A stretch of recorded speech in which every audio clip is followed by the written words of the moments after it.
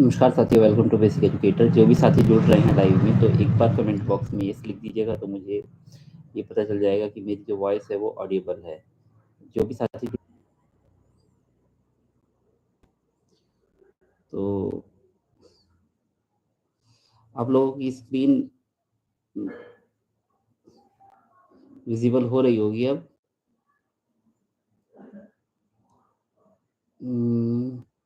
चलिए, तो हम टीजीटी हिंदी से चर्चा शुरू करेंगे।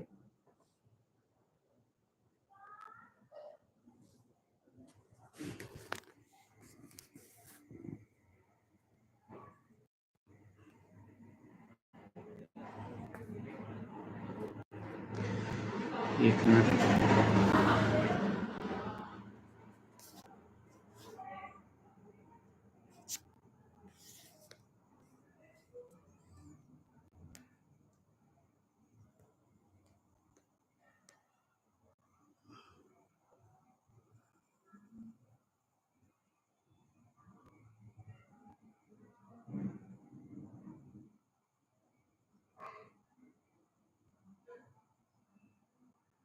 Only 6 days master Vedic mathematics. Don't calculate in a slow exam way. कब तक पॉसिबल है? तो एग्जाम तो आपका ये Don't 7 तारीख के calculate. बाद ही होगा। हाँ जी, मैं अब आपके कमेंट भी ले पाऊंगा। तो ठीक है, अब हम सिलेबस पर आते हैं। परी सिंह जी कह रही हैं सर मेरा D++ पे टीजीटी हिंदी और एसएसटी है। चलिए, अच्छी बात है। हम पहले हिंदी के सिलेबस से चर्चा शुरू करेंगे। देखिए, जैसे कि आप स्क्रीन पर देख पा रहे हैं, Slow way. कब तक पॉसिबल है? तो एग्जाम तो आपका ये, जैसे कि आप स्क्रीन पर देख पा रहे हैं, इसमें आपके टीजीटी हिंदी का सिलेबस दिया गया। तो टीजीटी हिंदी में आपके गद्य साहित्य में हिंदी साहित्य का उद्भव, विकास एवं गद्य साहित्य की विधाएं, उपन्यास, कहानी, नाटक, एकांकी, यात्रा, वृत्तांत, संस्मरण, रेखाचित्र, आत्मकथा, जीवनी पर आधारित प्रश्न होंगे। इसके अलावा काव्य भाग में आपका हिंदी काव्य का विकास, आदिकालीन काव्य पर प्रश्न, भक्तिकालीन काव्य पर प्रश्न, रीतिकालीन काव्य पर प्रश्न, आधुनिक कालीन काव्य पर प्रश्न।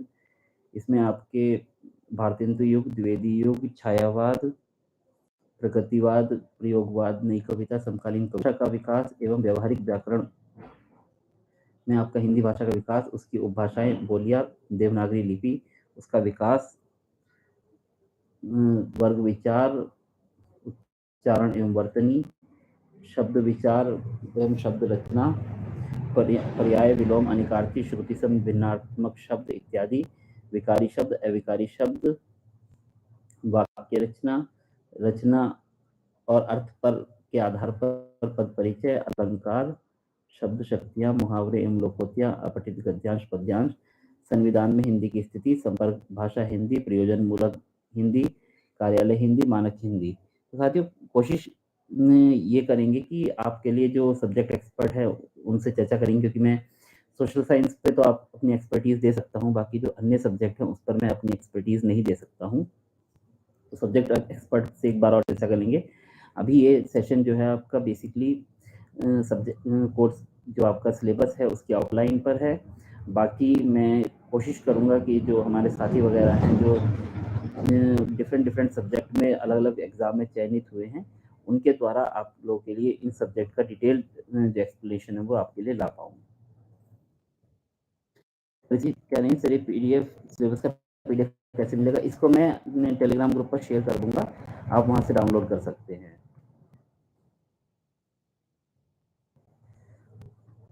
टीजीटी इंग्लिश में देखते हैं।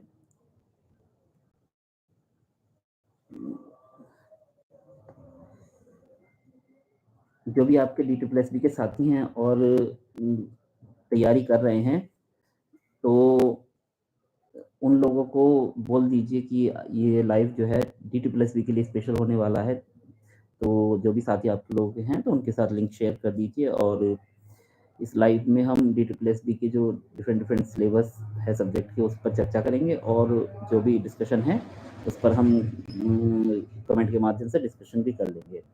देखिए, टीजीटी इंग्लिश का सिलेबस इस प्रकार से होने वाला है। सबसे पहले आपका रीडिंग कॉम्प्रिहेंशन रहने वाला है, उसमें ability to comprehend, analyse and interpret an unseen text, 3-4 unseen text of varying length, 150 to 250 words with a variety of objective type, multiple choice question, including question to test vocabulary, testing factual and global comprehension, grammar and usage में आपका ability to apply knowledge of syntax, language, grammatical items, and to use them accurately in context. बस context. The following grammatical structure will be tested: tenses, modals, voice, subject, word concord, connectors, language, part of speech, punctuation, sequencing to form a coherent sentence or a paragraph.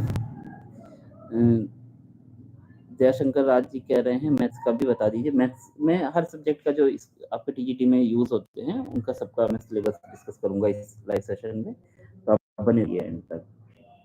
Literature में हम हमारा क्या आने वाला है उस पर चर्चा कर लेते हैं। To test the candidates familiarity with the work of writers of different genres and periods of English literature, इसमें आपका candidate should have a thorough knowledge of Shakespeare's work, romantic period, for example Shelley, Wordsworth, Keats, Coleridge or Byron, etc.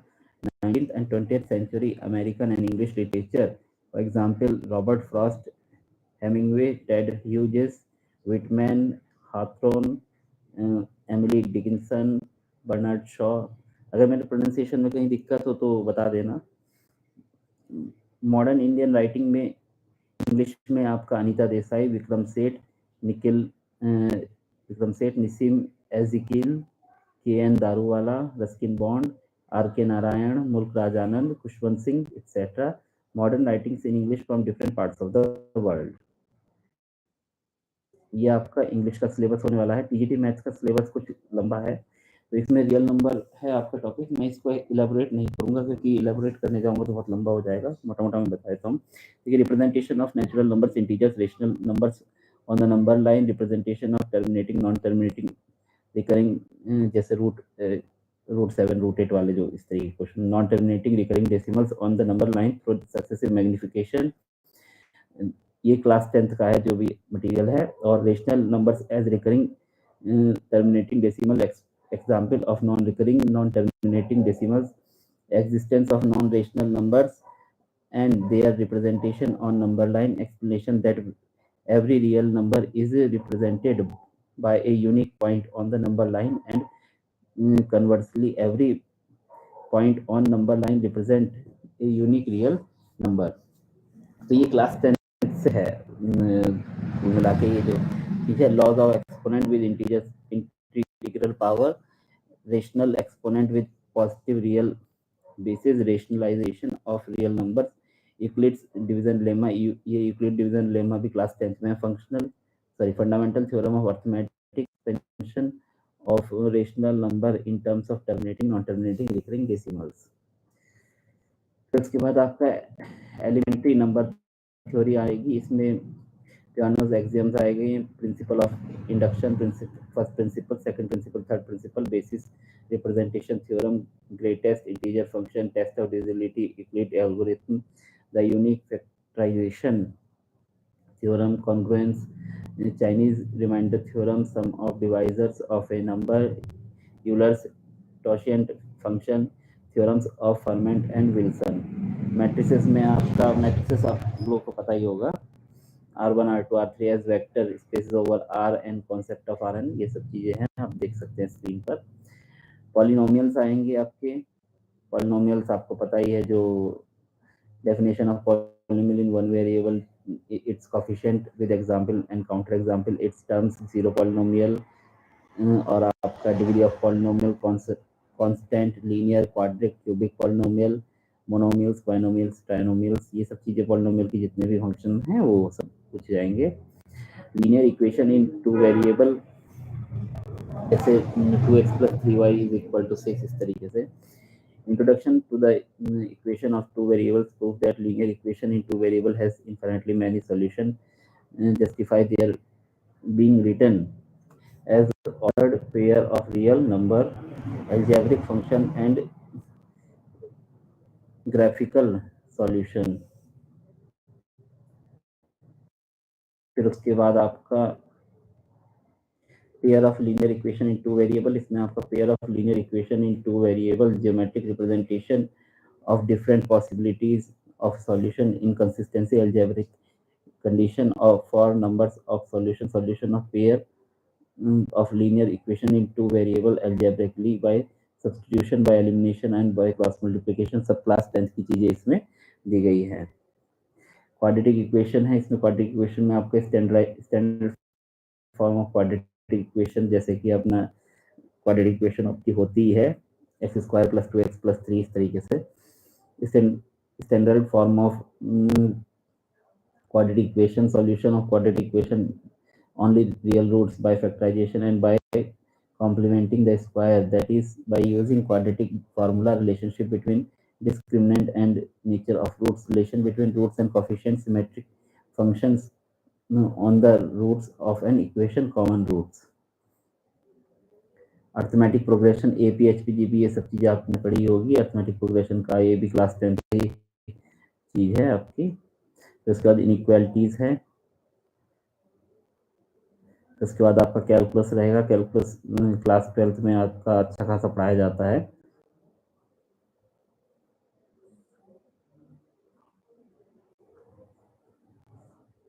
फिर उसके बाद आपका Euclidean geometry रहेगी, इसमें axioms and postulates and theorems वगैरह आपकी रहेंगी।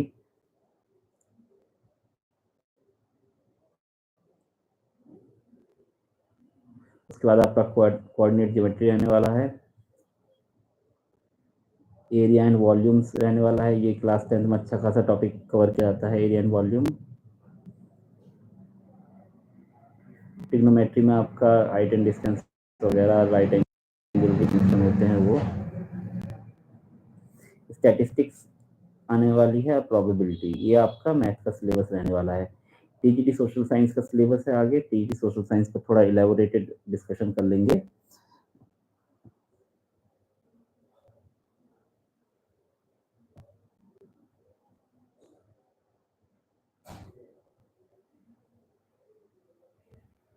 ये EMRS का नहीं है, ये आपके DSSB की चर्चा कर रहे हैं हम।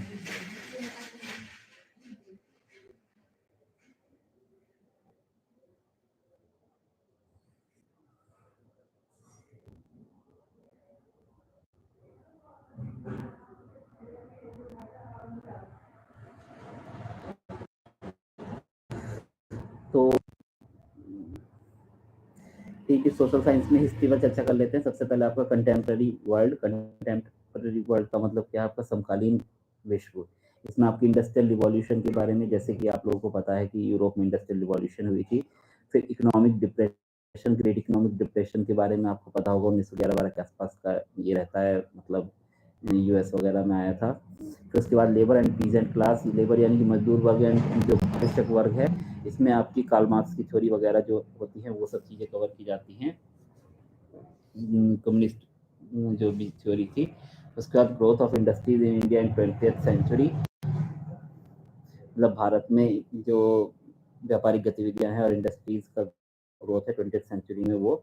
उसके बाद आपका features of colonial society in India, मतलब भारत में जो आपका औपनिवेशिक सोसाइटी थी, समाज था, उसकी विशेषताएं बतानी है। तो उसके बाद अगला आपका फ्रेंच रिवॉल्यूशन है। तो फ्रेंच रिवॉल्यूशन के causes, events and impact and consequences, यानी कि उसके कारण क्या क्या हुआ, प्रभाव क्या रहे, उसके परिणाम क्या रहे। तो उसके बाद आपका रिवॉल्ट 1857 है। फिर उसके बाद आपका इंडियन फ्रीडम स्ट्रगल है, यानी 5 to 1947, यानी कि लगभग कांग्रेस की स्थापना से लेके भारत के आज़ाद होने तक। तो उसके बाद आपका रशियन रिवॉल्यूशन है 1917 का। और फिर उसके बाद आपका उसके causes, events, impacts on Russia and the world consequence. आपको पता है कि 1917 के बाद वहाँ पे रशिया में ज़ार वगैरह का जो शासन था वो खत्म हो गया था। राइज ऑफ सोशलिज्म, इसमें आपका फिलॉसफी ऑफ कार्ल मार्क्स, जो कि कम्युनिस्ट शासन, मतलब कम्युनिस्ट जो विचारधारा के जनक माने जाते हैं। सोशलिज्म इन यूरोप, यूरोप में समाजवाद। इम्पैक्ट ऑफ सोशलिज्म, यानी कि समाजवाद के प्रभाव। Rise of fascist forces in Germany and Italy, Germany और इटली में आपको फोर्सेस का जो राइज होता है, आपको पता है जर्मनी में आपका नाजीवाद था, नाजिज्म था, और आपका जो इटली था, इटली में आपका फांसीवाद था। फिर उसके बाद आपका जर्मनी में जो हिटलर था, इटली में आपका मुसोलिनी का शासन था उस समय। The two world wars and the establishment of UN, यानी कि 2 वर्ल्ड वार और जो यूएन की स्थापना होती है उसके बारे में। फिर उसके बाद आपका ज्योग्राफी है। ज्योग्राफी में आपका introduction to the solar system and origin of earth. उसके बाद मोशन ऑफ अर्थ, अर्थ की मोशन है, rotation, revolution etcetera, day and night होना, सीजन बदलना, latitude, longitude and timing, time वगैरह, जो हमारी इंटरनेशनल डे टाइम वगैरह ये सब चीज़ें होती हैं, वो सब चीज़ें। लाइव में ज़्यादा लोग जुड़े हुए नहीं हैं, थोड़ा बोरिंग सा लाइव है, चलिए कोई बात नहीं है, जो भी लोग बाद में देखेंगे तो उसको इसका बेनिफिट मिलता रहेगा। अर्थ इंटीरियर, इसमें आपका origin of continents and ocean basis, Wagner continental theory, continental drift theory, theory of plate tectonics, earthquakes and volcanoes, folding and faulting. अगर आपको लगता है कि हाँ, मतलब जो आपका सोशल साइंस के मुझे कुछ टॉपिक्स लेके आना चाहिए, तो आप बता देना, मैं इसको थोड़ा सा प्लान कर सकता हूँ। सोशल साइंस मेरा सब्जेक्ट रहा है, तो शायद मैं कुछ बेटर बता सकूं जो आप लोगों को एग्ज़ाम के दौरान फ़ायदा दे सके। फिर उसके बाद आपका कॉन्टिनेंटल थ्योरी वगैरह आपको पता ही है, पहले पेंजिया था, है ना, फिर उसके बाद वो 2 इस तरीके से। रॉक एंड मिनरल्स में type of rocks, soil formation, major types and characteristics, agents of gradation में आपका weathering, mass wasting, running water, wind, glacier, sea waves, karst, topography etcetera.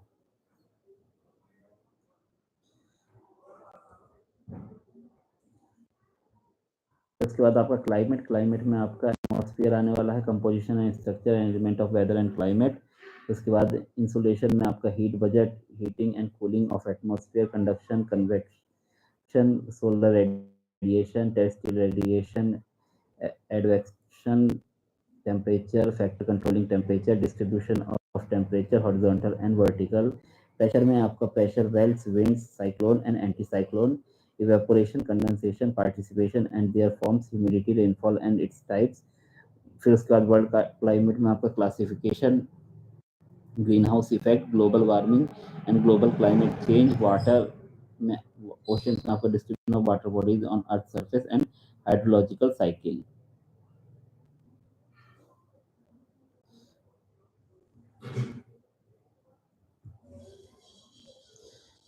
उसके बाद ocean submarine relief, distribution of temperature and salinity, movement of oceans, waters, wave, tidal current, and Atlantic, Pacific, and Indian Ocean, maps and scales, definition and classification, finding direction, conventional science techniques, and representing relief features on map, contour hackers or hill shading, layered painting, representation of climate data, line and bar graph, climography, isotherms, isobar, isohyets. Isotherms, isobar, isohyets आपने पढ़ा होगा। Biosphere में ecology, types of ecosystem, structure and function of ecosystem, food chain, food web, world biomes, ecological balance, biodiversity and its conservation. फिर उसके बाद India size and location topic रहेगा आपका। फिर फिजिकल फीचर्स ऑफ इंडिया रहेगा, इसमें आपका geological structure, physiographic division, drainage system, it's evolution, climate में आपका origin, mechanism of Indian monsoon, season of India, classification of climate of India, soil में आपका types of distribution, natural vegetation, types of distribution, population में आपका। तो उसके बाद आपका ये जो इकोनॉमिक्स वाला पोर्शन है वो शुरू हो जाएगा। Growth and distribution of population, causes and factors, migration causes and consequences, population as resource, population problems and policies with reference to India, resources and development में आपके meaning and nature and components of resources and environment, resources, environment and technology interface, classification of resources, distribution, utilization, economic, environmental significance and conservation of conservation of water, minerals, forest, fisheries, production and distribution of major crops, wildlife resources, energy and resources. Agriculture में आपका wet and dry agriculture, intensive extensive shifting and commercial and plantation agriculture development and problems, crop intensity and major crops. Manufacturing में आपका ये सब economics वाला portion चल रहा है. मैन्युफैक्चरिंग इंडस्ट्री में आपका classification, locational factors, types and distribution, industrial clusters of India, production and distribution of sugar, cotton, textile and steel, chemical and electronic industries, lifelines of national economy. इसमें आपका means of life lines of national economy मतलब आपका जो भी means of transport होते हैं, भाई economy कब चलेगी, जब सामान इधर से उधर होगा. तो means of transportation, communication, roads, railways, waterways, airways, oil, gas pipelines, national electric grid, radio, television, satellite, computers, international trade, changing patterns of Indian foreign trade, sea ports and airports, tourism and trades. साथियों अगर आप लोग बोलेंगे तो मतलब हर एक topic पर मैं कुछ कुछ बना दूंगा अगर समय मिला तो, उसकी डिमांड रही तो. डिजास्टर एंड हैजार्ड्स में types of disaster, natural and man made. Disaster management, becoming a disaster manager, component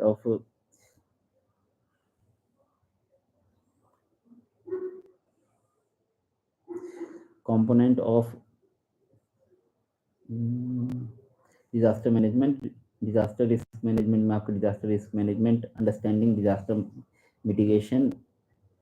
mitigation मतलब होता है कम करना, मतलब डिजास्टर को कम करना. Specific hazards and mitigation, common man made disaster and their prevention. साथियों मैं हर एक जो सब्जेक्ट एक्सपर्ट हैं उसके आधार पर हम सिलेबस को अलग से भी डिस्कस करेंगे. बस ये जो सेशन है ये आपके सिर्फ सिलेबस की आउटलाइन के लिए है. Common man-made disaster and their prevention, community-based disaster management and social planning for disaster, tsunami, the killer sea waves, survival skill during and after disaster, alternative communication system, safe construction practices, planning ahead. Component of production में आपका people as resource, poverty as challenge, food security in India. Food security को आपको पता ही है, PDS वगैरह food security में आता है. और ये जो आपका सस्टेनेबल डेवलपमेंट के जो गोल्स हैं उसमें भी है. Growth and development and structural development, sectors of economy, आपका प्राइमरी, आपका सेकेंडरी, स्टैट्यूटरी, टर्शरी. तो प्राइमरी में आपको पता ही है खेती वगैरह, सेकेंडरी में आपके जो इंडस्ट्रीज वगैरह हो जाती है, टर्शरी में आपकी जो सर्विसेज होती हैं यानी कि बीपीओ वगैरह जो आपके आईटी जो प्रोफेशनल्स हैं इस तरीके से. तो इसका small and large industry, performance of public sector, privatisation, employment, growth in industrial sector. फिर मनी एंड क्रेडिट में आपका Indian monetary system, function of money. फिर उसके बाद बैंक्स आ जाएगा. उसके बाद आपका सिविक्स में आपका power sharing, federalism, democracy and diversity, political parties, elections, challenges to democracy, popular struggle movements like in Nepal, Bolivia. डेमोक्रेसी में आपका concept, salient features, local self government, election, democracy in India and the world. फिर उसके बाद Indian constitution पे question बनेंगे आपके. Framing of the constitution, adoption of the constitution, working institution, parliament, judiciary and fundamental rights. ये आपका social science का syllabus था. फिर उसके बाद आपका टीजीटी साइंस का सिलेबस है. तो इफेक्ट ऑफ करंट, इसमें आपको क्लास 10 की किताब पढ़ लेना, ठीक ठाक क्लास 10 11 वगैरह में दिया हुआ है. फिर उसके बाद लाइट, ये भी आपका 10th 11th 12th में है, ठीक ठाक. उसके बाद सोर्सेज ऑफ एनर्जी. फिर आपका motion, force and Newton's law. Gravitation में आपका work, energy and power. Flotation में आपको बायंसी वगैरह पता होना चाहिए, साउंड. फिर उसके बाद matter, nature and behaviour, states of matter. फिर उसके बाद laws of chemical combination, structure of atom, periodic classification of elements, chemical substance, chemical reaction, metals and non metals. उसके बाद carbon compounds,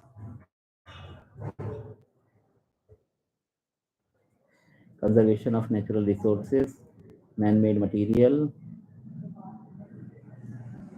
life process, control and coordination, ये आपका यहाँ से ना कार्बन कंपाउंड, फिर उसके बाद कंजर्वेशन ऑफ नेचुरल रिसोर्सेज, यहाँ से आपका जो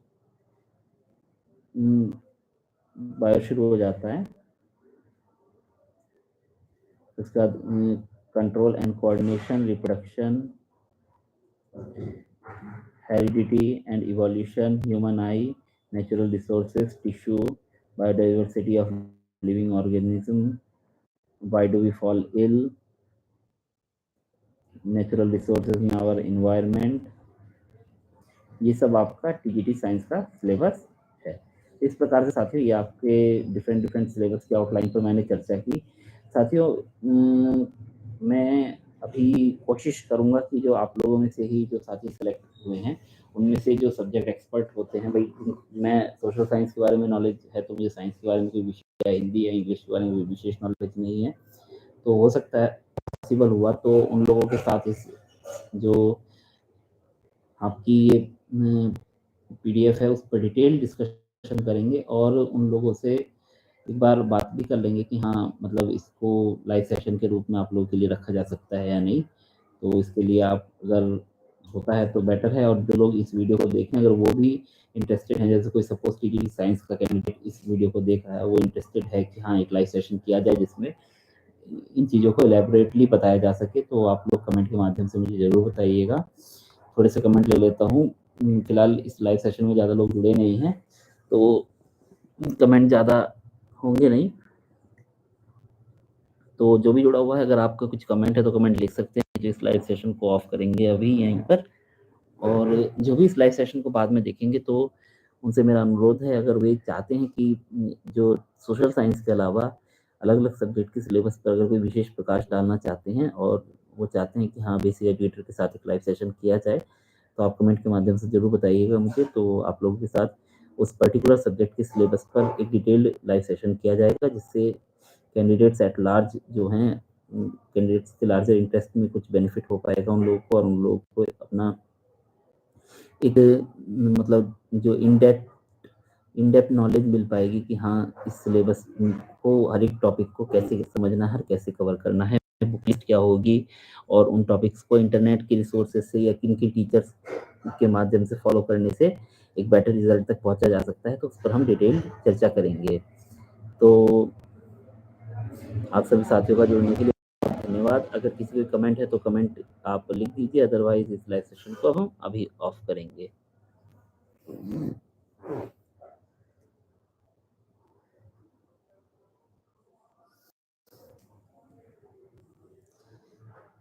चलिए कोई विशेष कमेंट नहीं है तो इस लाइव सेशन को ऑफ करते हैं, और कोई इंटरेस्टेड कैंडिडेट होगा तो आप लोग कमेंट कीजिएगा वीडियो को, जो बाद में भी देखेंगे तो हम एक डिटेल लाइव सेशन हर एक टॉपिक वाइज आगे लेके आएंगे। और साथ ही अगर आपको बेसिक एजुकेटर का काम अच्छा लगता है तो चैनल को सब्सक्राइब कीजिए, वीडियो को लाइक कीजिए, अन्य साथियों के साथ शेयर कीजिए, और हमें अपने सुझाव भी दीजिए कैसे बेसिक एजुकेटर प्लेटफॉर्म को और प्रोडक्टिव बनाया जा सकता है कैंडिडेट्स, हमारे साथियों के लिए, एस्पिरेंट्स के लिए, और इसको यूजफुल इस प्लेटफॉर्म को बनाया जा सकता है। तो आप लोगों के सुझाव भी हमारे पास आमंत्रित हैं।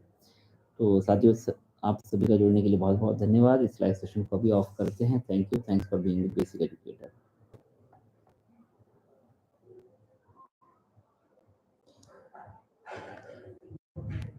और जिन लोगों ने कमेंट किया था उन लोगों के मैं एक बार नाम ले लेता हूँ। परी सिंह जी ने कमेंट किया था, दयाशंकर जी ने कमेंट किया था, और मैथमेटिक्स ज्ञान ने कमेंट किया था। तो आप लोगों का बहुत बहुत धन्यवाद।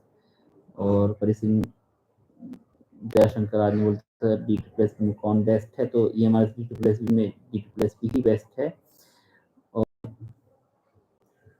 डी प्लस बी का एग्ज़ाम कब तक पॉसिबल, तो डी प्लस बी का एग्ज़ाम साथियों मैं बता दूं कि आपका जून के एंड तक जहां तक पॉसिबल है कि डी प्लस बी का एग्ज़ाम हो जाएगा जून एंड तक। सर मेरा D plus B T Hindi SST है। चलिए आपको बहुत बहुत शुभकामनाएं एग्ज़ाम के लिए। D plus B T maths और साइंस है तो आपको बहुत बहुत शुभकामनाएं एग्ज़ाम के लिए। सर सिलेबस का पीडीएफ कैसे मिलेगा, पीडीएफ आपको टेलीग्राम ग्रुप पर शेयर कर दिएगा।